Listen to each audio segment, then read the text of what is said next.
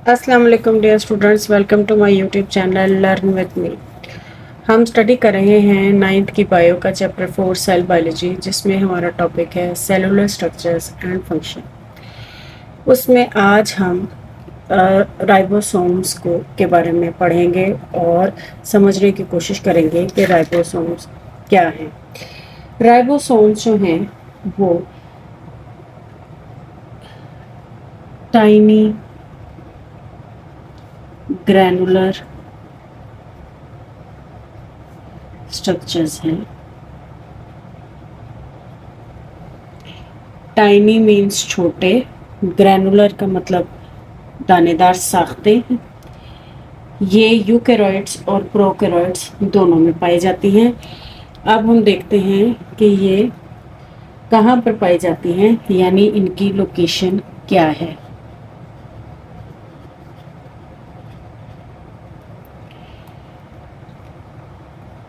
फर्ज कर लें कि ये न्यूक्लियस है और ये साइटोप्लाज्म है सेल का। इसके अंदर ये फ्रीली फ्लोट करते हैं। नंबर 1, या तो ये साइटोप्लाज्म में फ्रीली फ्लोट इन साइटोप्लाज्म, या सेल के अंदर एंडोप्लाज्मिक रेटिकुलम होता है,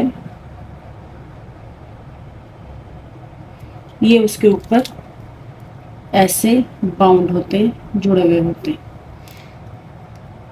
या ये these are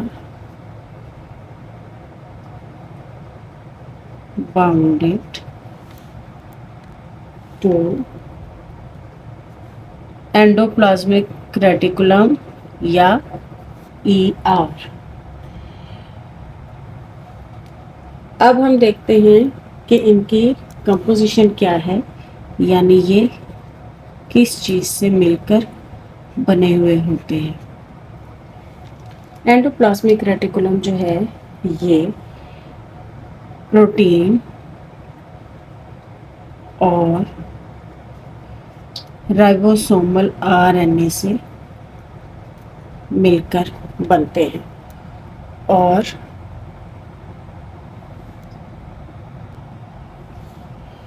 और इसमें इनकी जो अमाउंट है प्रोटीन और RNA की, वो ऑलमोस्ट इक्वल होती है। यानी समझ लें कि 50% ही होगा प्रोटीन और 50% ही राइबोसोमल RNA होगा, जो कि मिलकर राइबोसोम्स बनाते हैं। ये राइबोसोम्स जो होते हैं ये नॉन मेम्ब्रेनस स्ट्रक्चर हैं, यानी इनके गिर्द कोई मेम्ब्रेन नहीं होती। ये प्रोकैरियोट्स और यूकैरियोट्स दोनों में पाए जाते हैं, लेकिन जो यूकैरियोटिक सेल होते हैं, यूकैरियोटिक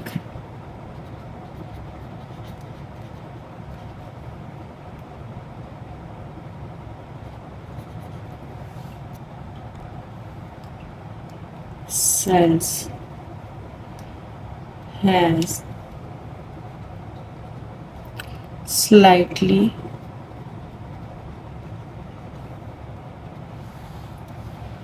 larger ribosomes, यानी यूकैरियोटिक सेल्स में प्रोकैरियोटिक सेल्स की निस्बत थोड़ा सा बड़े जो राइबोसोम्स हैं वो पाए जाते हैं। अब हम देखते हैं कि राइबोसोम्स का फंक्शन क्या है।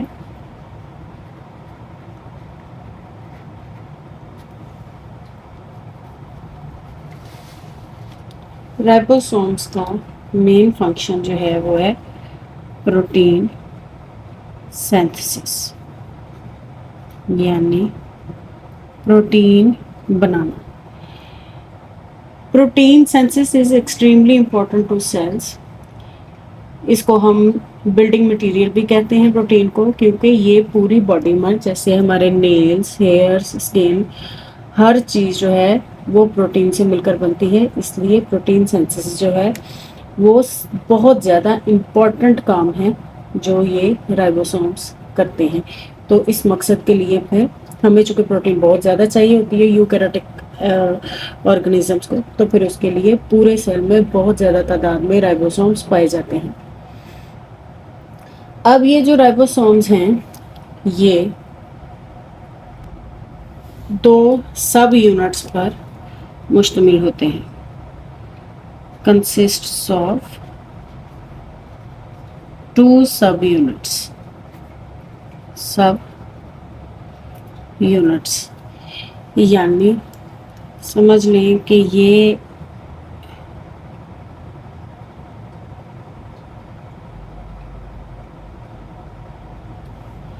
सब यूनिट्स हैं। जब ये प्रोटीन सिंथेसिस नहीं कर रहे होते तो ये जो 2 यूनिट्स हैं, when ribosome is not working, तो क्या होता है, ये जो सब यूनिट्स होते हैं ये एक दूसरे से सेपरेट हो जाते हैं, यानी ये डिसअसेंबल्स हो जाते हैं इनटू 2 स्मॉलर यूनिट्स, यानी ये एक दूसरे से अलग हो जाते हैं। ये दोनों यूनिट्स तभी साथ जुड़ते हैं जब ये प्रोटीन की सिंथेसिस करते हैं। जब ये काम नहीं कर रहे होते तो ये दोनों यूनिट जो है ये अलग अलग हो जाते हैं। उम्मीद करती हूँ कि राइबोसोम्स के बारे में आपको अच्छी तरह से समझ आ गया होगा। हम इसको एक बार फिर रिवाइज कर लेते हैं। राइबोसोम्स जो हैं टाइनी ग्रेनुलर स्ट्रक्चर्स, यानी छोटी दानेदार साख्तें होती हैं और ये साइटोप्लाज्म में फ्रीली फ्लोट करते हैं या एंडोप्लाज्मिक रेडिकुलम के ऊपर जुड़े हुए होते हैं।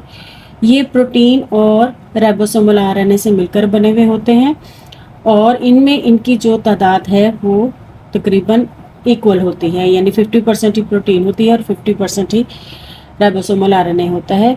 और ये यूकैरियोटिक और प्रोकैरियोटिक दोनों सेल्स में पाया जाता है। ये नॉन मेम्ब्रेनस स्ट्रक्चर है, यानी इनके गिर्द कोई मेम्ब्रेन नहीं होती। लेकिन यूकैरियोटिक सेल्स में जो राइबोसोम होता है वो स्लाइटली लार्ज होता है as compare to prokaryotic cells. और इनका जो फंक्शन है वो प्रोटीन सिंथेसिस है। ये 2 सब यूनिट्स पर मुश्तमिल होते हैं। जब ये काम प्रोटीन सिंथेसिस नहीं कर रहे होते तो ये जो सब यूनिट्स हैं वो एक दूसरे से अलग कर लेते हैं। उम्मीद करती हूँ कि आपको अच्छी तरह से समझ आ गया होगा। फिर भी अगर कोई कन्फ्यूजन हो तो आप कमेंट सेक्शन में मुझसे पूछ सकते हैं। Please like, share and subscribe my YouTube channel. Thank you.